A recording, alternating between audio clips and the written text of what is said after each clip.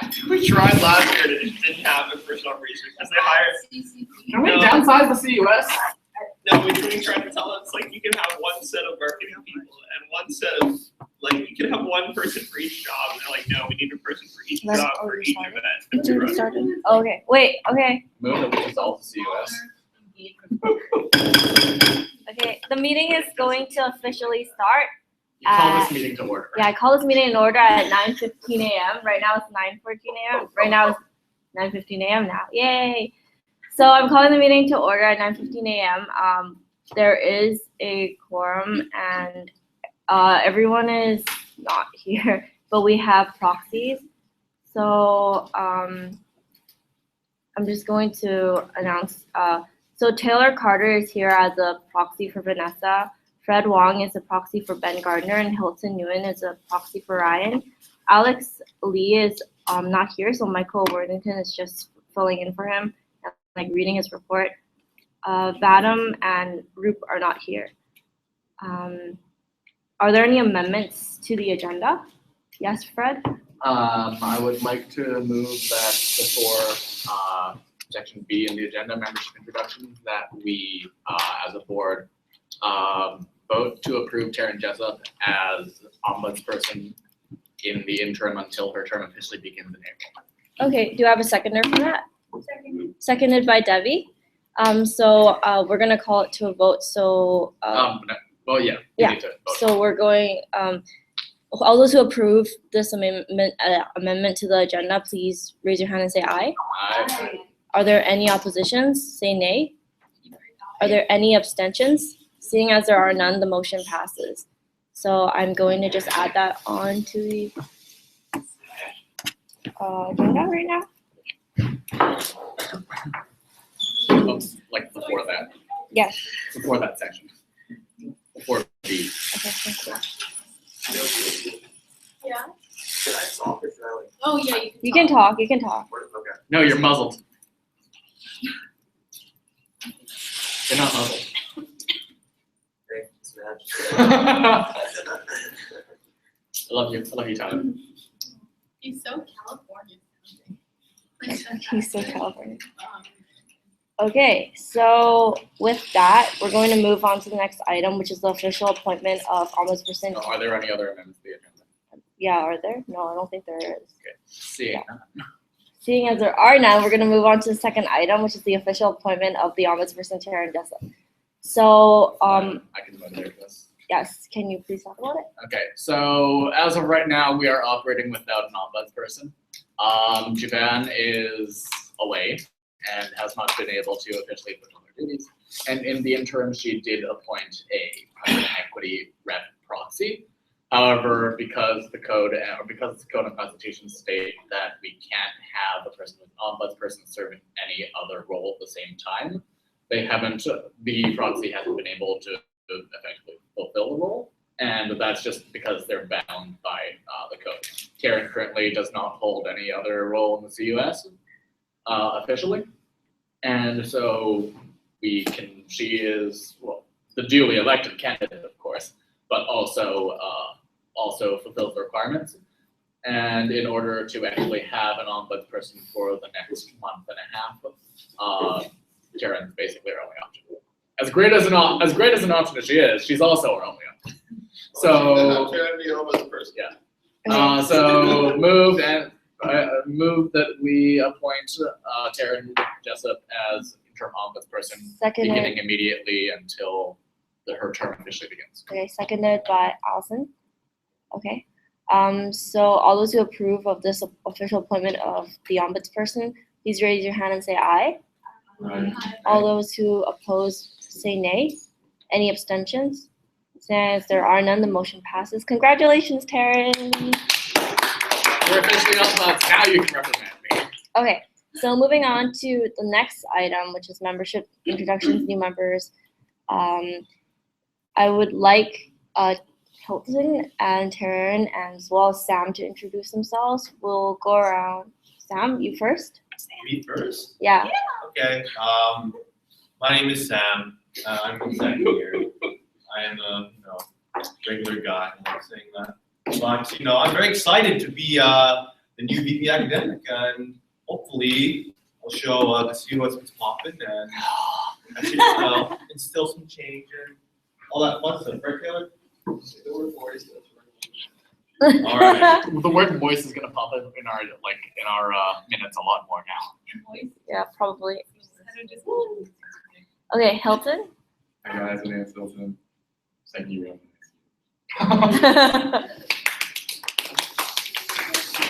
I like how we clap for Hilton, but not for Sam.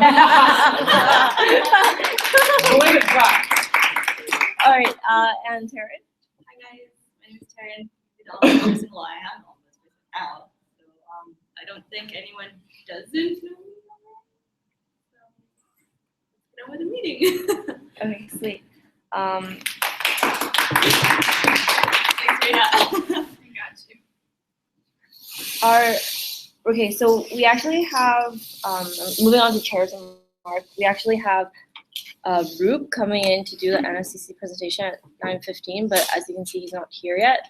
So we might have to, just so that we're like going through things efficiently, we're going to talk about code amendments first, if you don't mind. Okay, I'll pop that up on the screen. And then while he's setting up, if you You guys guys all didn't should have know- received In file just now.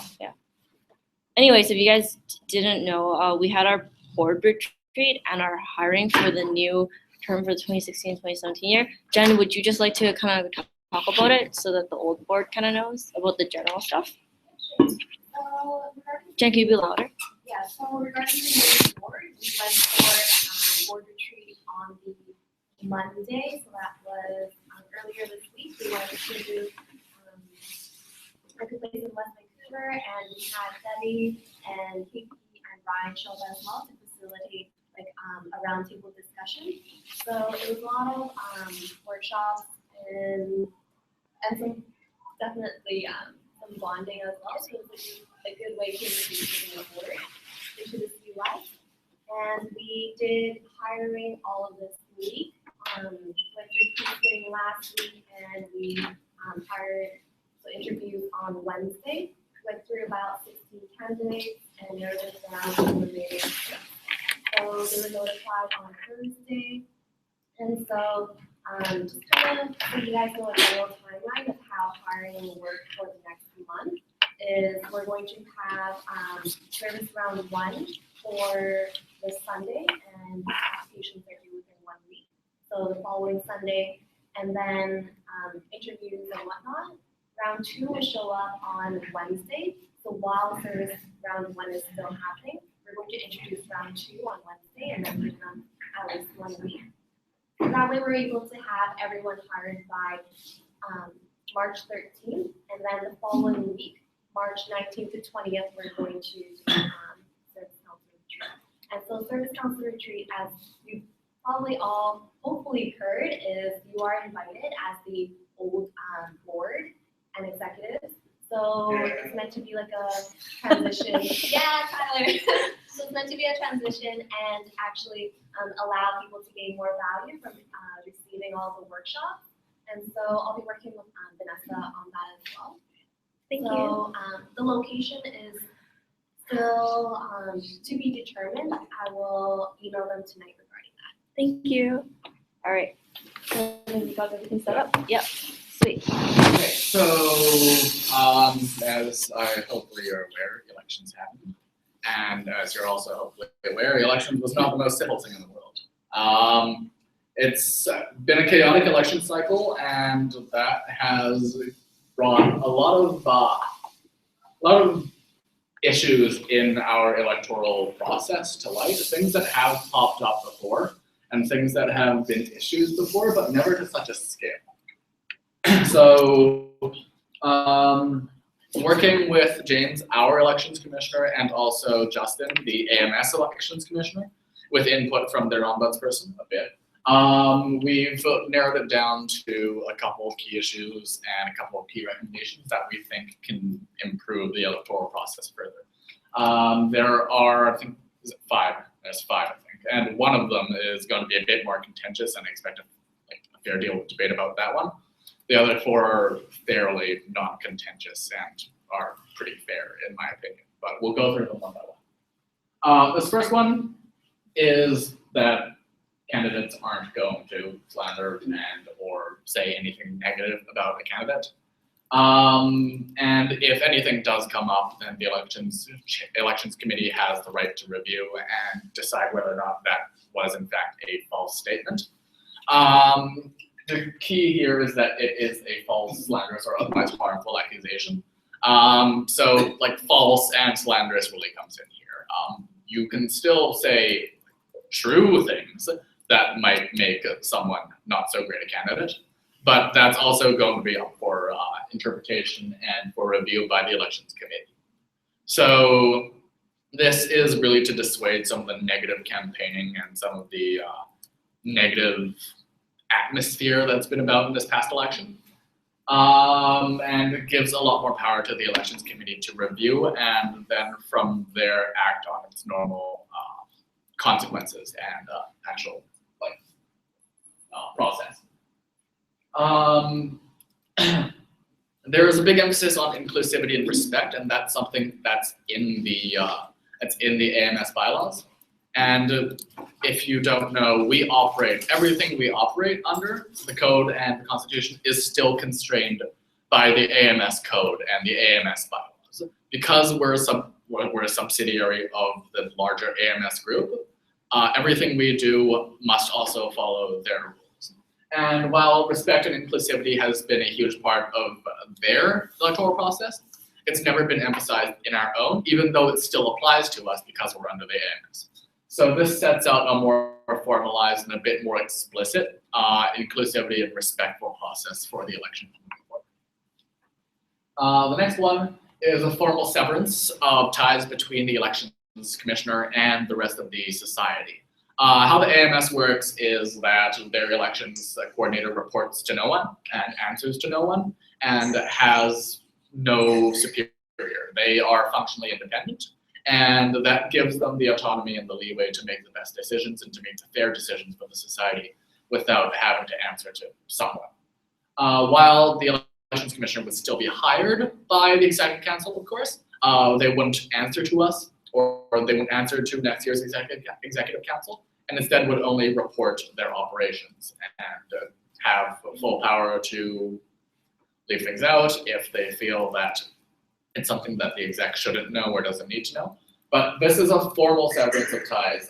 So technically, while it will still be under the internal portfolio for organizational purposes, the entire elections team will be functionally independent.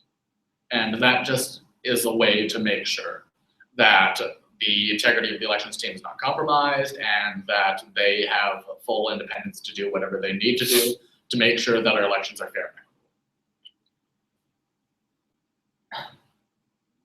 Next one, this is, well, as I'm sure you know, there was a significant scandal with the use of WeChat and allegations of bribery and or the transaction of money during this election. While there has been no explicit prohibition of the exchange of money during an election, there is a clause that limits the use of promotional materials for $4 a unit in the code. And from there, people could argue what promotional materials are and whether or not I could give you $5 or $4 and say, that's a promotional material. It's conceivable, and while I don't think it's necessarily going to be used, we would like an explicit prohibition of basically misuse of campaign finances.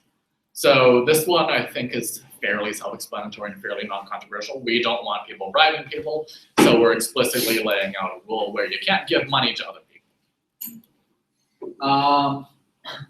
This one is a bit more contentious, so I'll leave that for last. This one, 4.08a, is that there's a rule right now where candidates can't campaign in person during the voting period. And this rule has been ignored by some and obeyed by others and simply left unknown by even more candidates. So this also led to some weird situations where a candidate was standing in front of a potential voter in person but could not talk to them about voting or about voting for them, and instead had one of their campaign team members talk on their behalf to the person who might vote while the candidate was still there.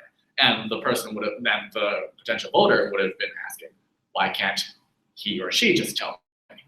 Well, that's because there's this silly and archaic rule, and now we've got like all digital voting and everything's online. It's kind of silly to only expect digital campaigning when people should be going out and telling people to vote and talking to people in person, because that is a far richer channel of communication anyways.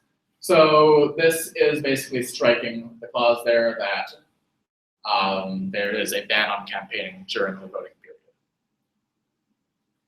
Next here is an extension of the appeals period. So as of right now, you have 24 hours after the electoral results are published and publicly released to submit an appeal of the results. 24 hours isn't a lot of time, and we feel that a lot of information could arise after a bit more analysis after those 24 hours. So this is just a simple extension of the period from 24 to 72 hours. This last one here is fairly contentious, and while we think it's necessary, we do have some personal disagreements about the use of this.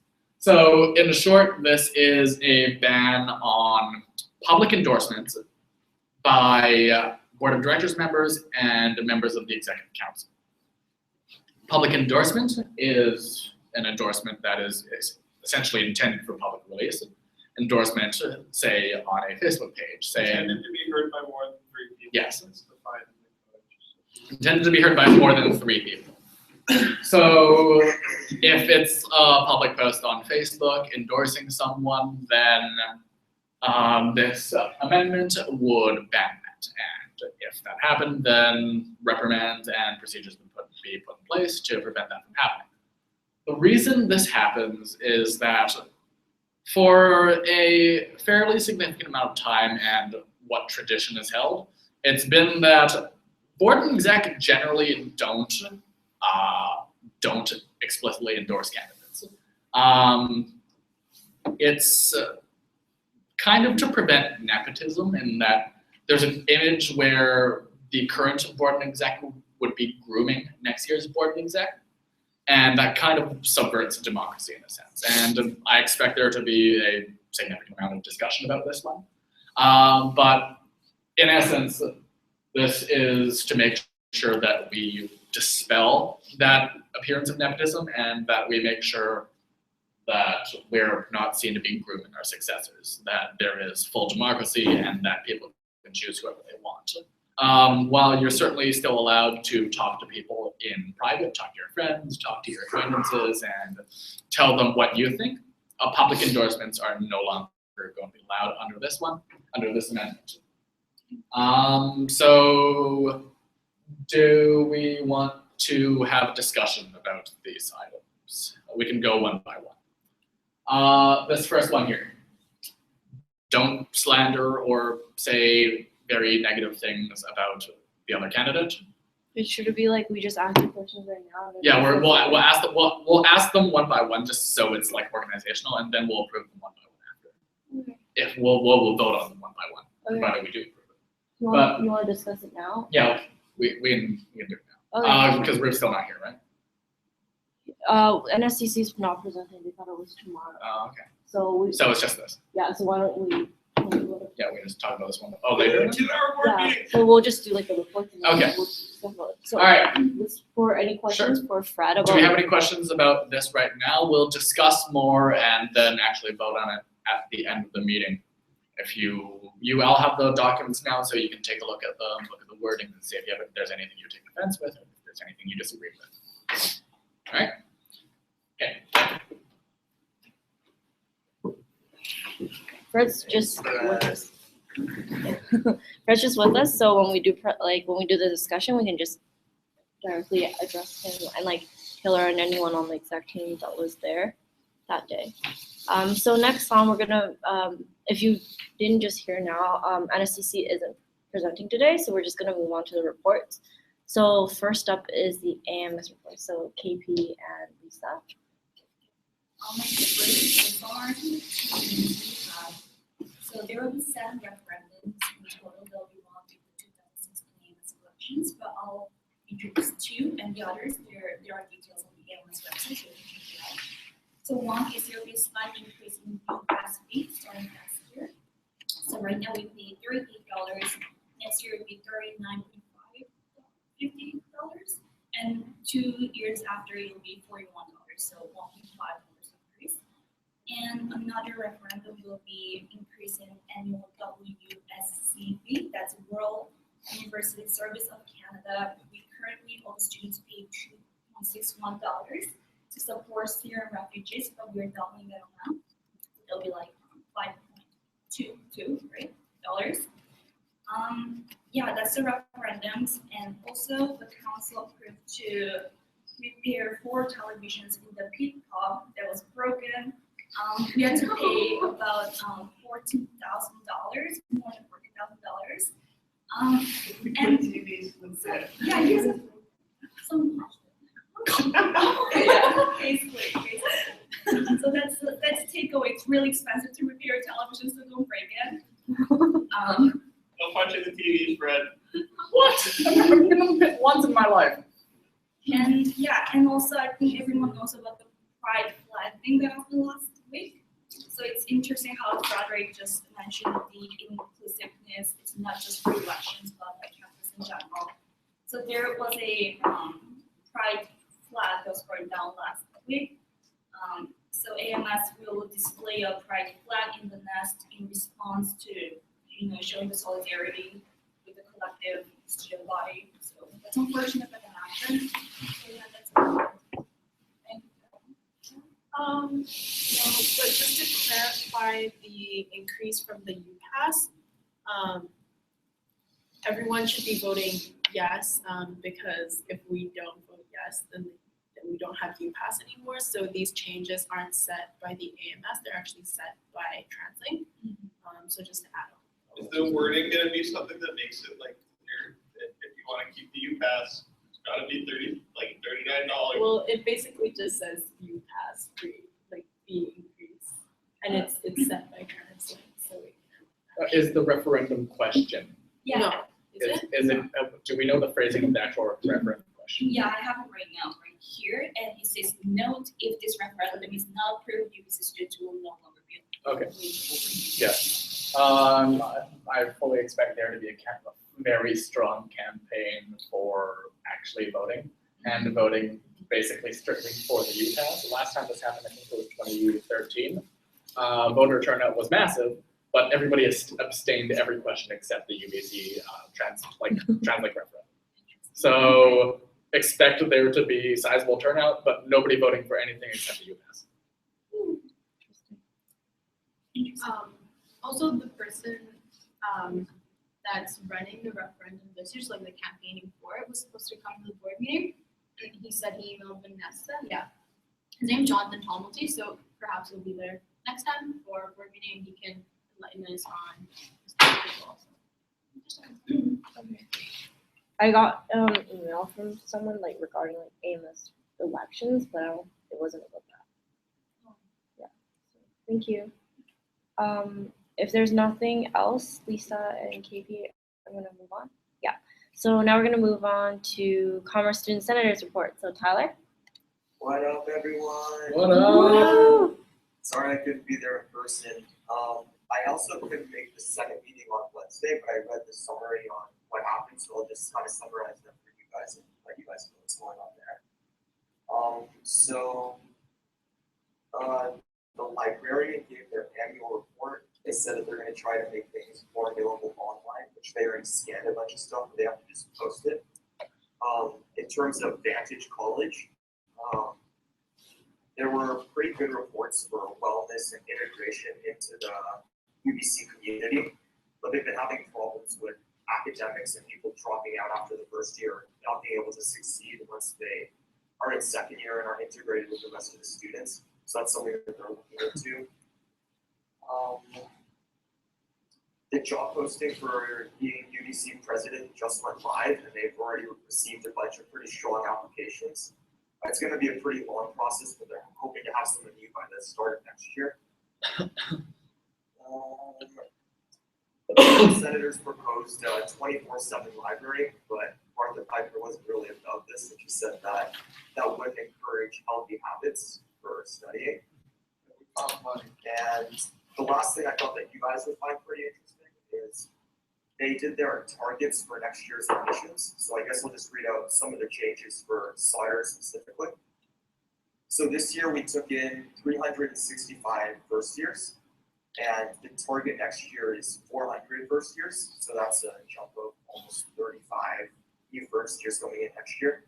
One of the big changes is typically we've had a lot of third-year transfer students, so people that went to colleges and then come to Sawyer afterwards. In the past, it's been about 100 students each year, and this year they're only looking at taking 50. So that number is being cut in half for Sawyer, for students going from colleges transferring into third year. And that's about it. Any questions? Anything? Anyone have any questions for Tyler? No. No. Oh, Hilton has a question. Okay, yeah. So for the first year, like intake increase, is it for like domestic students? Did you hear him, Tyler? Not really. Someone close to the question. He said for first year's intake increase for Sawyer, Domestic students? for domestic students, are there any changes? Or Wait, Is it is that just number domestic? for domestic students? is it just the domestic? Like, what's the breakdown? So they don't really break the document down, unfortunately. It just says, oh wait, no, it does say domestic. Yeah, so that's domestic, that's increased. Okay. 35 students, sorry. Okay, thank So you. yeah, so the rise is for domestic students. Yay. And that's for, Tyler, that's for next year, so it'll be 2016, 2017 school year. There's gonna be a rise in domestic students. They're For estimating. which year is this? For next year. Yeah, next year. Yeah. 2020. Like 2020. 2020. Jen. Jen. 2016. No. No, like. Yeah, grad year Yeah, 2020. second or grad year. Oh, I was like 20. What? Okay. Thank you, Tyler. You're welcome. Okay. So next up, if there's nothing else, is the person report. So we have her. It's your first report. Don't really have much to report because I didn't know I was gonna be like not proxy, but And Yeah, you we had your do. position for 20 minutes. Right. Tell us how you felt in the past 20 minutes. I was gonna talk about hiring. Come on. Hi, Ru. Very. It's not really. I think it'll be fine. Really? That's good. Okay, so yeah, hiring was an interesting experience, being there from like 9 a.m. to like 1:30 a.m. the next morning. That was great. Very excited to be on buds and to finally start doing all the official ombuds things. So. Yeah, Taryn did a great job. So I guess because she's just got her position for 20 minutes, there's nothing much for her to say. We're gonna move on to executive report. Taylor, you're Tyler, Taylor, you're the president now. I emailed our president. I have a president report. I don't know. Yeah. Vanessa's not here because she's in Seattle. She didn't give me a report to report. So yeah. Okay. That's good. Next up is VP Academic. Adam's not here, and not to my knowledge, he didn't appoint a proxy, so we're going to move on to VP External, which is Roop. We just arrived. So I thought the meeting was tomorrow, so I don't have a report ready, but I guess off the dome. What's the dome? Like, am I off the head? Hi. So in terms of the CR team, we had a meeting. I guess 3 of us did, myself, Jason, Anthony, actually 4 of us, and Brandon, a few days ago, and it was just to talk about how we're going to be collecting all the information from the conferences to create a package so that we can, I guess, get other conferences or directors in next year's more easily equipped to what's going on. Secondly, they're actually going to start working on a proper corporate relations package for next year, before next year. And yeah, that's about it, I guess. And we were supposed to be presenting for NSCC to establish the board today. Yeah. But I thought the meeting was tomorrow. And so in my calendar, we're presenting tomorrow. We'll have to present at another time. So yeah, and just as a heads up to the board people who haven't heard me talk about the idea of the NSCC board. So basically what the idea is if you're familiar with NIBC and some other conferences, they have a board who advises the conference so that it can operate more efficiently. They can get professionals involved a lot more easily. And especially with developing the case, it adds a lot more legitimacy to doing that. And so we're trying to do that for NSCC because it's a big enough conference. We put enough money into it to justify doing that, because that way we will get the participation of all the consulting firms. We'll be able to get a proper case and other advice as well. And so that's kind of the premise of the NSCC board, and you guys should all vote yes for it when we do vote for it. But since none of us are going to be here tomorrow at 9:15, we'll have to do that another time. Are they in a hurry to do it? Huh? Or is it like a time? It just, I guess it's better if we have it like sooner than later, but it shouldn't be an issue. Alright, so I'll probably happen next month. Okay, thank you, Root. So now we're going to move on to VP Finance, which is Taylor again. So basically, everything's been going pretty smoothly since the last board meeting. It's just been sort of doing reimbursements and that sort of stuff. There hasn't been a huge amount of issues that's come up. There have been some conferences who've asked for more money, so me needed a little more money, so give them a little more money. They've done pretty well sponsorship, and Print asked for a little more. They also did pretty well sponsorship, so gave them a little more. And Grad Night asked for like an extra $5,000 or $6,000, and ultimately it was approved because it was really just like due to increased hotel costs. And if we want the event to happen, it had to be approved. So that's the biggest change for there. Early next month, we're going to start, or actually the rest of this month is going to be doing the term 2 co-op reimbursements. And then also I sent out last night what will be the mid-year financial report. So if you want to have a look through that before that post, that's fine. And if there's anything you'd like change, just let me know. And then hopefully it will be up on the website tomorrow before Jen sends out this. Thank you, Taylor. If there's nothing else. Oh yeah, sorry, also policy committee, we tried to have a meeting, then board retreat was on the same day as the meeting, so we'll come to policy committee meeting, so we'll have one before the next one. Okay, and then moving on, we have VP Internal Affairs. The past few weeks have been fairly procedural and based in like code amendments.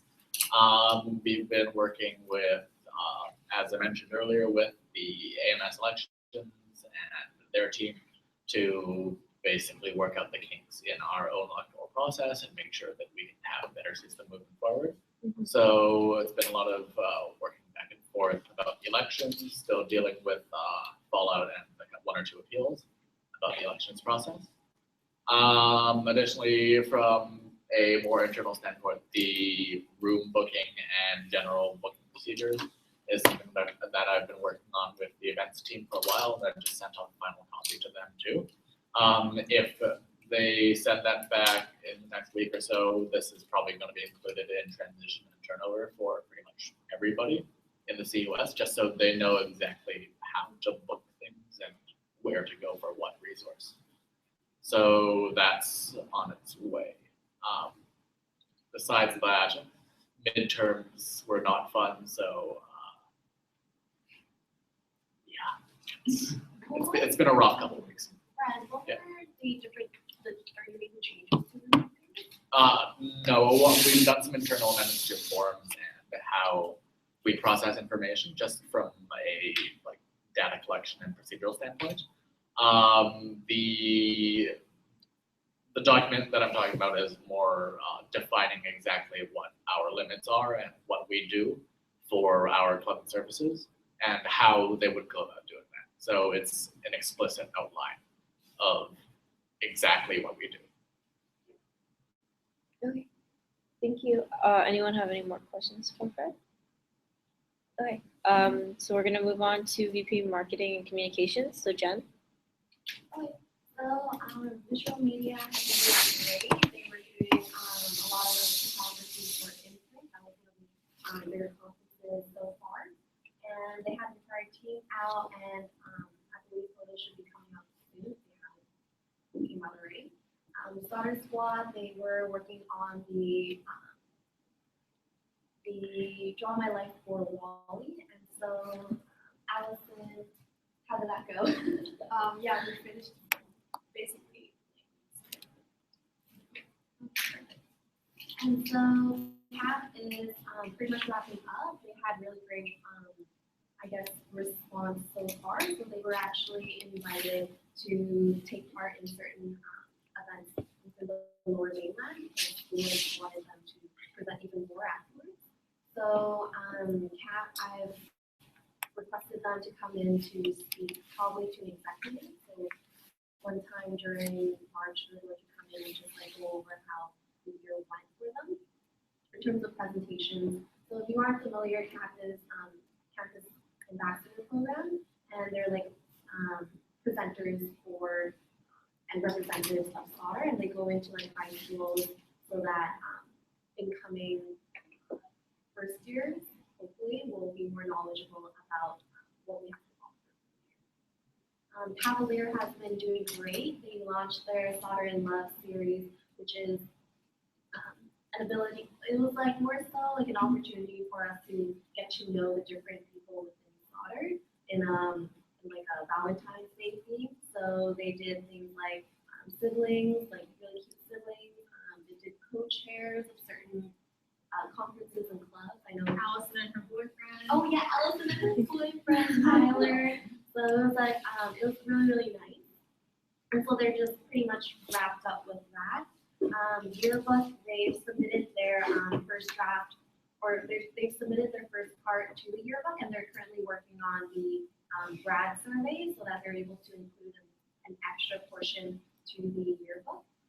And right now, I'm trying to work it out with our TONA too, so that we can the portfolio set. So now it's more so like our photo shoot for our TONA that needs to happen early March. So I'm asking for a weekend right now, and they haven't gotten back to me regarding that. So please try to keep your March early weekends, like early March weekends. Don't do anything in March. Yeah, I don't know. So we just really need to make sure that we get this done because the year is pretty much wrapping up. And then the website, there's been some issues. So I know that Daphne actually brought it up. I've had Huey, I've had Lisa kind of bring it up too. So it's the website, we're facing some difficulties with their logins. So if you have time, try logging in, and if you can't get access to the website, then please let me know, because I've already forwarded an email to our website developer, Drive Digital, so they haven't yet gone back to me. And I think I should talk a little bit about like some certain things like we might have missed. I know like Vanessa probably like did a recap, but in terms of certain things too, we've actually welcomed YWIB into the affiliated club. So they did a great presentation, and we're funding them half the year, so $300 instead of $600. So they are now officially a CUS affiliated club.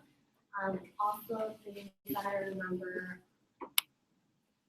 Yeah, I think I should just mention, like, please show up to the pancake breakfast. I mentioned this in our Facebook group, but I think it'd be great if you guys could just like come out and actually help out with faculty and support them in, welcoming everyone back from reading break as well. And also, just because I know Taylor and myself, as well as Adam and Vanessa, we were present at the faculty, I guess, like caucus meeting. Is that what it's called? Like, yeah, it was some sort of, no, it's just the like Vanessa's like CUS check-in. Okay, so it's a monthly check-in meeting, that's what it is. And so we talked a lot about the academics with his daughter, and so that, probably when he gets here, if he's able to, he can probably comment on that.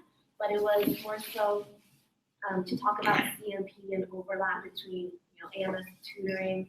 So AMS tutoring this year, it overlaps between CLC, and so we really wanted to make sure, distinctly clarified, what is being offered that, isn't offered already, so we can dedicate our resources as, effectively and efficiently as well.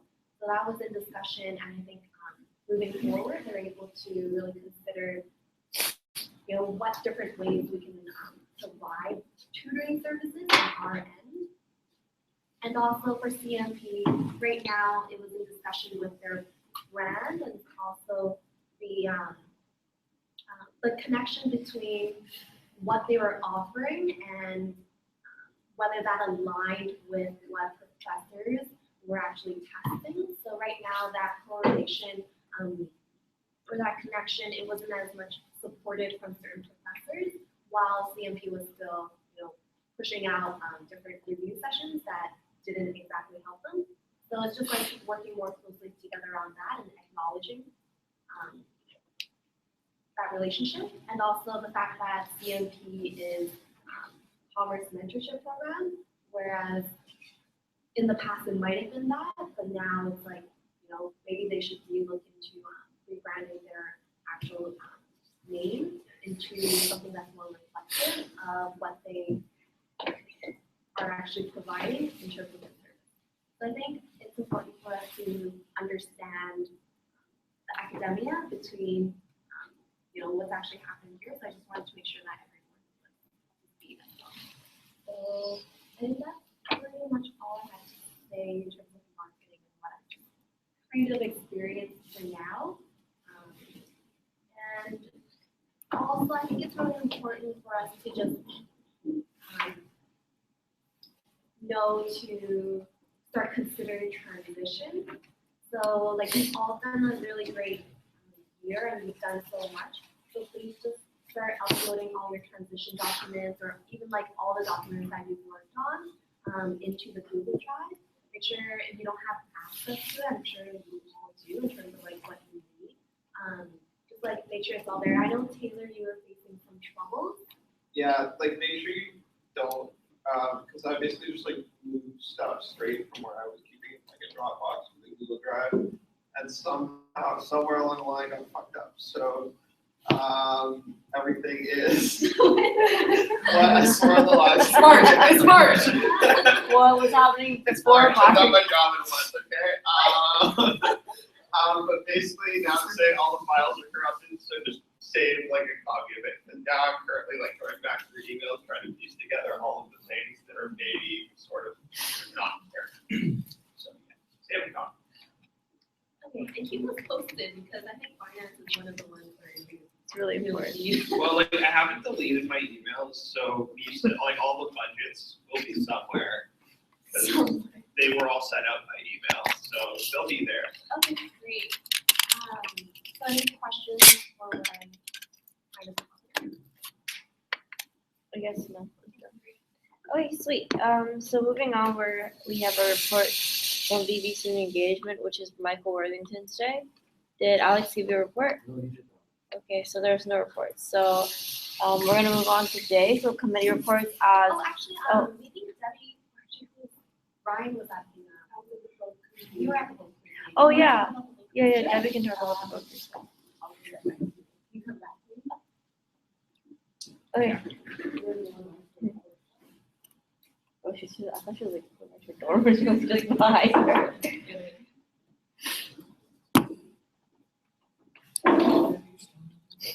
Like your notepad. Pie. Piece of pie. She did bring us some pie plates, which I thought was very funny. Honey.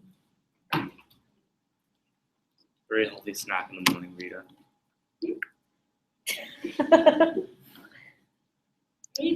Daphne, you like my mustache? I know, it wasn't bad. I love my mustache. He looks like, I don't know. Say it. Don't say it. Be racist. Say it. let the world know. We are on live stream. Okay, I'm ready. Yeah. Okay, thanks, Debbie. So, on Monday, I went to the meeting with LFSUS, AUS, and SUS. We talked about a boat cruise event that's going to be hosted by the 4 faculties. And I think it's on March 24th. They're going to rent out a boat cruise or like A boat. a boat, and then they're looking at targeting for approximately 350 people. The ticket sales are to be determined, and so right now they're working on the promotions, graphics, and I think the Facebook page is coming out on March 6th, and we'll be looking at the Nest and at all of our faculties, like in our own faculties to sell tickets. The Resco account will also be available by March 1st, so people who can't come to the booth can buy their tickets online. Basically, it's just like an interfaculty event to get us home, meet other people at UBC. Yeah, guys, let's go. Yeah, it's a party. Oh, no. For the life raft. Sorry. This is a party, I and made there's myself gonna be a bus that takes people to the after party somewhere else in downtown. My lord, it's like a cruise and it's like a life raft and everyone gets on there. There's only this to be a 90. So, but do you know how much it's like gonna cost? You know, like the cost We approximately? don't know yet because they're looking at the cruise ships. Okay, so she gotta go. Okay. Anyone have any questions for Debbie? Okay, sweet. Okay, we're gonna move on to the next item on the agenda, which is committee reports. So I don't think there are any committee meetups. Policy meetings didn't meet up, so that's that. Now we're gonna move on to item number K, which is amendments and approval of minutes. So if you should all know, but Angela sent out minutes to the November 15 and January 17 board meeting minutes. If you had any amendments, you should have sent it to her a long time ago because she didn't send these out like recently. So I just, if there's no more changes right now, we're going to just approve these minutes. Can I get a mover and a seconder? Moved by Michael, seconded by Taylor. Sorry, Debbie. So all those who vote in favor of approving these meeting minutes dated November 15 and January 17, please raise your hand and say aye. All those opposed say nay. Any abstentions? Yes. Oh, abstentions? I didn't read them. I'm abstaining too. Okay, Fred and Taylor are abstaining because they didn't read the minutes. But everyone is in favor of approving these minutes, I'm not so. approving something I didn't read. So the motion carries and the meetings have been approved. The meeting minutes have been approved. Next up is business arising from the Service Council. No business. No business. No business. No business. I don't know what action it is. Moving on, business arising from the Executive Council. No business. Okay, and then business arising from the Committee of the Board of Directors. Once again, nothing. And then any other business, there's nothing else. You guys. It was You that. not sit together. Yeah. It's like Debbie just needs to not be here. She's going back now. Okay. So now we're gonna move on to discussion item, which was the code amendments and the presentation that Fred gave. So does I'll anybody? fill them back up. Yeah, I'll put them all back up. But once again, you should have received an email about it. Sam, do you have it? Okay. I don't know. Yeah. Do you want me to forward it to you, or is this okay? Okay. Does anybody have any questions for Fred, first of all? Yes, Michael, KP, anyone else? Okay, so Michael first. Can you be louder? Can you scroll Yeah. down to 4.06, which 4.06? Use that. Okay. Thanks, Lucy. There's multiple 0.06 ones. Oh, Okay. Oh, 0.06 is contact The drink. last one that you. This one, yeah? Yes. Do we want to go over the ones that aren't as contentious first? I feel like this is going to be the one with the most discussion, so. Sure. Good point. Well, does anybody have a problem or questions about this? Don't slander people. No, No? Any objections? no. Okay.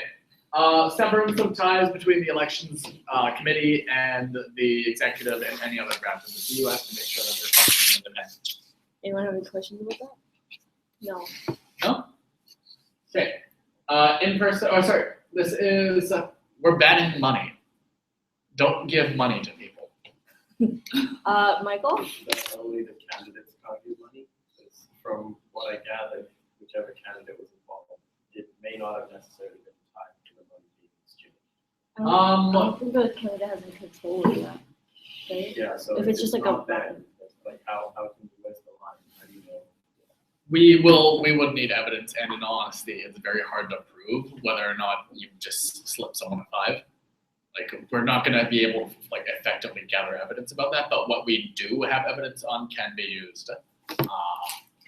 I don't foresee this like becoming a huge issue, but we would like an explicit ban on it. It's like there's other stuff in the code too, where it's like realistically can't, like there's stuff about if you like intentionally break the rules to, and like make it look like you're doing it to try and get a candidate kicked out, like it's, Yeah. so it's like, it's really hard for us to like punish a candidate because someone does something on behalf. It just opens the way for investigation specifically. Okay. Um, Any other questions for No, that? any questions about that one? Okay, I'll just go down to the last two first. People can now campaign in person. Katie. I have something to add. Did you add in the extra amendment that we made to strike in classroom campaigning? So that classroom campaigning is not Yeah, allowed? because we had this discussion back at the last exec meeting where we were talking. This sort of came from James wanting to enforce like pre-class voting, but even if he weren't to enforce that, there was the discussion raised regarding how in-class campaigning is just disruptive and there's no guarantee that everyone will be able to do it, and it encourages candidates to miss class. So I think we all agreed at the last meeting that we had that as a clause. That in-class campaigning is banned. Like in the class time. Then we'll need to draw that up now, because did you guys have specific wording on that motion? No, I thought we added it in last time, but I guess we didn't. I can do, because I'll do a policy. Yeah, do it through policy then, because like this is what we have. So this one, banning in-person campaigning, any objections? This one, an extension of the appeals period from 24 to 72 hours. So 2 more days for you to gather evidence and submit an appeal. Yeah. Okay. So now we can get back to this last one here. Michael? How are they keeping track, like who's keeping track of how they're keeping track of? It's the elections committee looking at elections committee looking at like basically all campaign posts, campaign walls, like candidate walls, making sure that. Question. Yeah. So if, for example, if board member wants to, if this passes and a board member were to like, endorse, like publicly endorse, what could the election committee do about it? It's at the discretion of the elections committee, so they could ask them to take it down, and if not, then proceed with reprimanding and sanctions, basically. How it works right now. It was like a student? Sorry? Because they're not like, because I know that if a candidate does something like not. Oh, then it would disqualify the candidate. Yeah, but then if you have someone like from the executive board who's publicly endorsing, how are they going to enforce that? How are they going to enforce it against the candidate? No, like how are they going to enforce against the person that's? Oh, this reflects on the candidate, assuming that the board or exec member supports the candidate and they post in favor of the candidate publicly, the candidate is the one that is published or punished because they're the one in the electoral cycle. Okay. We can't punish a private citizen if this was in real politics. We can't punish a member of the society. Like the elections team has no right to do that, but what is in their control is the candidate's eligibility. Rita?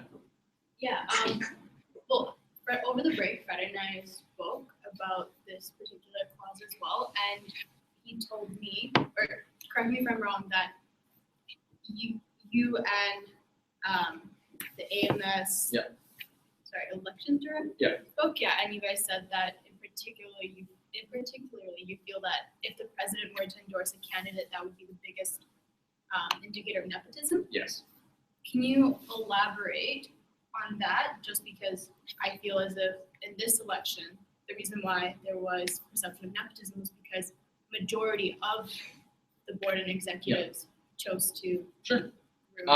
So the president is, and I don't think anybody would disagree with this, the figurehead, the quote-unquote leader of the society. They're the most visible. Their face has been plastered around everywhere for the elections itself, and also for the rest of the year. They're doing speeches and presentations to students. They go to events. They're asked to go to events. They meet with representatives on behalf of the undergraduate society. And so they're the most public and most visible person in the organization. So an endorsement from that person is fairly substantial and fairly significant, and I don't think anybody disagrees with that. A president's endorsement has significant weight, but because it has significant weight, a president could be seen as basically abusing that power and choosing their successor. If a president who, by virtue of their position, has significant influence and credibility, and they use that to choose simply someone they like to endorse, then that can be seen as nepotism. And I'm not arguing that this is always going to be the case, but I'm arguing that this could happen in the future, and we do need rules to make sure that doesn't happen. As for what happened this election cycle, yes, nepotism was perceived because there was overwhelming support for one candidate over another. And that hasn't happened, at least to my knowledge, ever.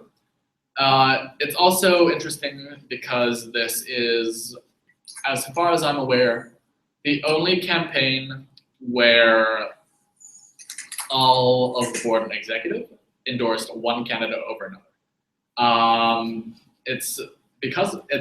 That is because this is the only campaign where two executives have run against each other, at least since the board of directors was instated, and I think that was back in 2009.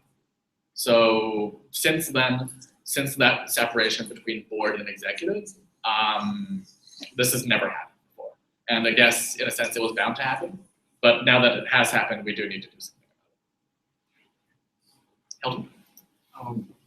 So I'm wondering, I feel like endorsements from board and executive hold a lot of merit.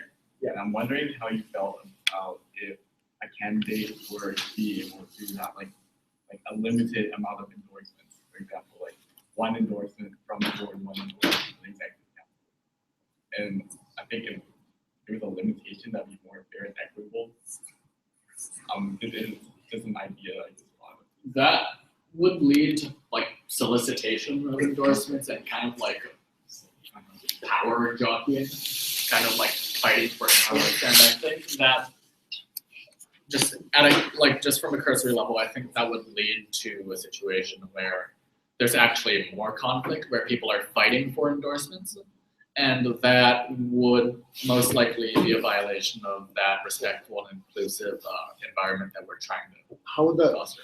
I'm not saying I agree with the idea, but how does it lead to that? Because if you have a quota on the amount that each person can get, then they're not going to be fighting for it necessarily, because everyone can only have a certain amount. So Yes, but as we've mentioned just now, not all endorsements are made equal. Some endorsements hold more weight than others. But then in this current situation, why wouldn't you want to fight for a certain endorsement as well? Why would the quota add incentive to fighting for it? Because we're blanket banning all endorsements. No, I'm seeing his point. So let's say you can only have 4 from the exec. How would that make you want Vanessa's endorsement more than if you had not 4? oh, you'd want everybody, but now everybody would, if it was limited, then everybody would be fighting harder for the ones that, for like a fewer number of things. Okay. Everybody would be gunning for like, quote unquote, the top ones. Yeah, Rita and then PvP. They're the same point. Rita? So you said that this situation hasn't occurred in the past? No. But At least to my knowledge. But then last year, if I'm correct, Neil did endorse Vanessa. And can you answer, was there perception of nepotism in that case? Yes or no? Because I know Casey also ran and he was on the board. Yeah, Casey was 4th year rep last year, and Vanessa was VP marketing, so it was another case of exec versus board. And while it was a fairly heated race, and electoral race, it didn't quite degenerate to such a level of conflict as there was in this year.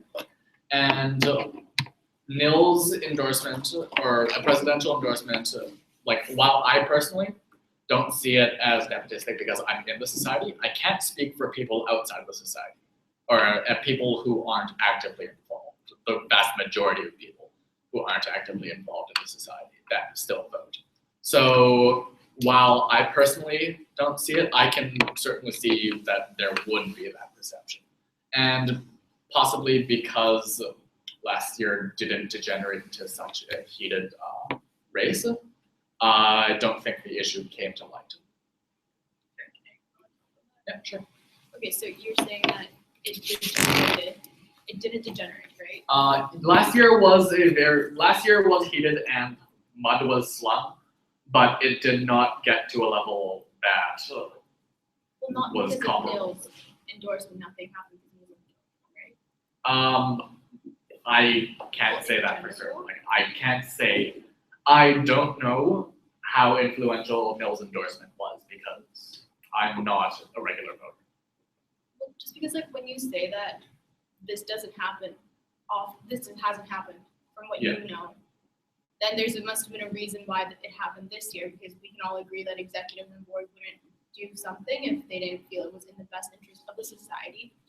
So perhaps amending this clause to have it say that the president can endorse one candidate versus the board and executives, well, excepting the president, just because it'd be at least a compromise. And that kind of concentrates power within the president, and whereas the president is already seen as the figurehead and the main person in the society, restricting the entire head of the CUS to one endorsement through the president would probably be seen as even more nepotistic in my mind. That the entire society's weight is now brought in on one person. Just to clarify, we discussed this at the exec meeting, and basically what we realized was this does not forbid either the board or exec from having an opinion and discussing that opinion with people. It basically forbids you from standing up in City Hall and yelling, vote for blank, or changing your Facebook cover photo or profile picture or public Facebook post. That's what it forbids you from doing. It does not forbid you from talking to people about voting. It does not forbid you from talking to people about why they should or shouldn't vote for a particular candidate. So you're still allowed to do that. You're just not allowed to basically stand there and yell at a large group of people or publicly post on Facebook. That's the difference. Jen has something to say in KP's after. So actually, I agree with Brett. The president should be someone who publicly endorses one candidate over another, and it's also under the AMS code or constitution as well that It's currently a custom, actually. It's a custom where none of the executive endorses incoming executive. I was told by the ombudsperson actually that it wasn't anything specific for executives, but the president is. No, we've looked through the electoral procedure with the elections commissioner, and if the AMS ombudsperson can show us exactly where it is in the code, then of course I'll change my stance. But after scrolling through it with the elections commissioner, who is most familiar with the election rules, we haven't found a single thing that prevents it. It's a custom as far as we all know. Okay.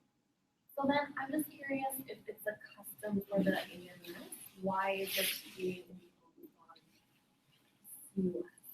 Because of what happened this year. We are unique in that we have an elected board and a hired executive. And while it does the day-to-day running of society, they may be perceived to be the ones who are most knowledgeable and most involved with the organization by virtue of running the entire organization.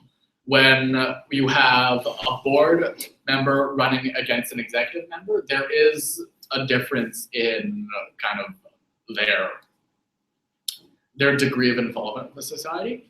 Whereas in this case, where it was an executive running against an executive, things got a lot more heated. All other societies and pretty much anybody else on campus has an elected executive, and that's kind of like minimize that degree of conflict because for them that's just regular. But we have a unique situation on campus, and while it's currently a custom, we feel the need to codify that as a soft rule. KP. Oh, yeah, I agree with all the points raised regarding the president being the figurehead and how that carries a certain level of weight compared to other endorsements. And I also agree with Taylor's point regarding how we can still endorse in private. However, I do feel that as elected board members and executives, or hired executives, appointed executives, elected board members, all of these individuals are still students and very much have a right to voice their opinion as every other constituent would. And I do, in my opinion, feel that limiting those capabilities of so many people who are such integral stakeholders in the organization might not be a favorable thing. So I guess my suggestion would be, for example, perhaps amend the amendment. Yeah, we can amend amendments. We can amend amendments to amendments. We'll just amend the amendment, or I suggest that so that the president perhaps cannot do like a public endorsement for that reason, but then allow the rest of the BOD and exec council to do so. I agree. Oh, before we move on to Justin, I just want to point out that I think everybody has come to the consensus now that there has been a perception of nepotism. But I would like to point out that of the people elected to the board, we have two incumbents, Jen and Daphne. Everybody else is entirely new to the society. They're, like, practically speaking, from an insider's perspective, this is a new CUS and this is a green CUS. And I can't spot nepotism at all, but the perception is there. And I think what we do need to keep in mind is that we have privileged information, we are familiar with the society, and we know exactly how it works. And so we are going to naturally have different opinions from everybody else in the society by virtue of our involvement. I just want to point that out. Justin? Yeah, so I kind of agree with KP. I think the nature of I think the nature of election itself is to elect the most suitable candidate. So the executive council and board of directors would probably be most likely be the ones that would be working with the candidates most closely in the past year. So they definitely have some say on the suitability of candidates. So I think it's fair that they should have a say on what their opinion. You can still, again, as to what Taylor said, you can still voice your opinion to pretty much anybody you want to. You just can't do it in a public forum, and you can't do that in a public space with more than 3 people. The thing is, I agree that people in the CUS have the greatest knowledge about the suitability of a candidate. but they also have the greatest incentive and the greatest perceived potential to be nepotistic. And while on a personal level, I think that this is a restriction on freedom of speech and that people should be allowed to say what they want, at a structural level and like for the good of the society, I think that we do need to impose these restrictions. Tyler's next on speakers list, and then it's Rita. Anyone else want to be added? Debbie and Taryn. All right, sweet. Tyler, go on ahead. Tyler? You muted? Tyler? Is he muted? He's a little shy. Okay, so we'll just go on to Rita. Sorry, who else raised their hand? Debbie and Taryn, and then we'll go back to Tyler. Okay, Rita. Can I also be added to it? Yeah. Yeah, so then in this case, you're stressing the fact that the perception of nepotism on the society is more, like it's. The perception of nepotism is more important than the actual presence of nepotism. This is about public perception. Well, I'm talking about just like in terms of the CUS in general and knowing that this is an organization and the board and execs voice their opinion in order to ensure that the candidate they believe is most capable of running the organization in turn is able to run it. Thus, are you saying the perception of nepotism holds higher priority above the greater good of the organization kind of thing? Not that that's what I'm implying, but. Oh, that. Yes, because if people think all our hiring is based on hiring our friends and grouping people to take it, then the organization itself loses all its value because no one has any faith in it anymore after that. Yeah, like they're like what you said just now. Like we should be like the board and exec because they know they should be able to effectively choose who succeeds them for the greater good of the society. But again, this society is not just us. The society is 3,700 people, and we are but a small subset of that. As involved as we are, we don't have a right to speak on everybody's behalf and say, this is the greater good, this is what's right. We are endorsing this person, and by virtue of our endorsement, you should all vote for this person because this is who we believe in, and this is who we've chosen to be your next leader. Debbie, you're next. I very much agree with Oh, that. louder. I agree with that and how he said that not having the CUS Board of Directors or President or Executive Council voice for a certain candidate because it's like equity's sake and not for us to be the next CUS, incoming CUS, but my point was, even though we were the ones that worked most closely and we know these people, but that also means there is a bias for us to be against, I guess, one candidate over another. And it's really up to the candidate to educate the public about their platform and what they believe in the CUS, and it's not up to us to persuade the public to go from one side to another. But I really think that the board of directors and executive councils should encourage people to vote and should encourage people to participate in this election, not just on a specific candidate. Taryn?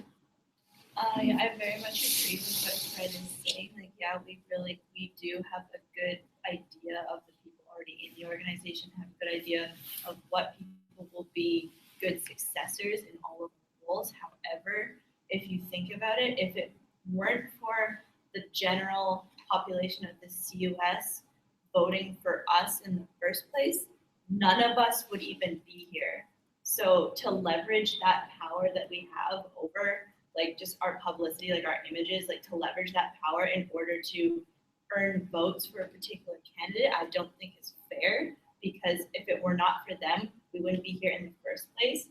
Yes, it seems unfair as individual students of the society, because that is what we are first and foremost, but we also have a certain privilege that the majority of the CUS does not have.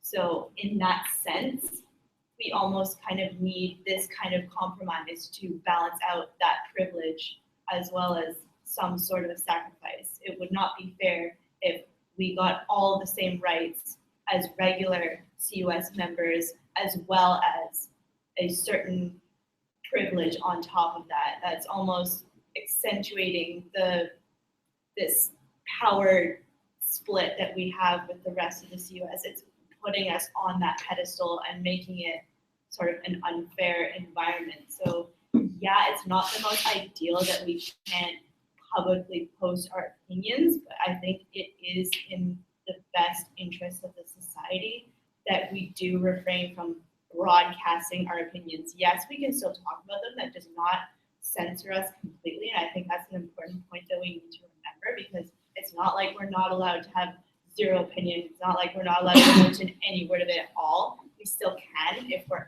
asked or like approached, or just with one or two people. That's important. But I do agree that this needs to happen in order to earn the trust of the rest of the CUS back, because that's ultimately what we want to do. We want to bridge the gap between the students and the CUS. I believe that's something that we really want to focus on this year. So something like this is pretty much essential to ensure that that gap is bridged. Okay. If just reminding you, like we're at 10:30, so the discussion is going a little bit lengthy. If you're not adding a new point, like don't say anything. Tyler's not here. So we're just gonna move. KP. Yeah. I'd like to add something. I agree with what Taryn is saying. I have another suggestion. This one's a little bit more, I guess, destructive in terms of motions and amendments. But the way I'm thinking about it after Fred mentioned the issue of perception and public perception is that everyone here on the board of directors has been elected to represent students, and on a matter of transparency, like this is a controversial motion that we're obviously discussing because a constituent raised complaints to ombuds after elections regarding this. So sorry, I'm gathering my thoughts, but my main point was that I believe perhaps, I'm not sure if everyone will want to take this motion to students, because I'm just thinking that some people do feel that knowing the opinion of like what the CUS thinks is best is also helpful for them in their decision making, process when voting, and whether that's a point of information that our constituents want from our representatives, our senator, our elected board members, is something perhaps that I'm thinking students or constituents should decide. And as such, like we're like, as board members, we serve students, and I think it should be up to students to determine what level of authority we have over expressing our opinions with regards to this motion. Speak to that, but we still can give them that information. If the students really want to know our opinions, they can reach out to us and we can make that known to them. Because of this rule, like we're just not allowed to broadcast, but that does not stop students or us from providing that information. It just stops us from broadcasting on such a large scale. So they'll still have that factor and that source of information from us if they really find it helpful and if it's something that they really need in order to make their decision. But this rule just like puts one level of limitation. It doesn't completely censor all source of information from us that they need. Additionally, moving to a referendum in an off-election period is going to garner negligible voter turnout, so much that it would be put into question the actual validity of the referendum, given that nobody voted. And if we were to wait until the next election in September, then it would solely be first year's vote. And as you saw with the by-election for AMS reps in September, voter turnout for all of the years is also minuscule. And that would mean we'd have to push it off until next January, in which case we would have basically done nothing for an entire year. Anyone else final points that they want to bring up, that's not what I agree. Okay, just a reminder that this doesn't have to be anonymous, like if you don't agree with it, that's fine. If you agree with it, that's good either way. I'm gonna remind you who can vote. So I can vote, KP can vote, Rita can vote, Fred and Taylor, because they're proxies, can vote, Hilton can vote because he's a proxy for Ryan, Michael, Lisa, Justin, and Allison can vote. Oh yeah, and Debbie, sorry. Can Jen vote or? Jen can't vote because she's not a board member. She is a board member. No, she's on a new board. It doesn't count. This is like. Oh, yeah, there's no sorry. turnover Yeah. yet. Yes, Hilton. I just have a question. Yeah. Yeah, so it would be up to the discretion of the elections committee to determine if something. Yes.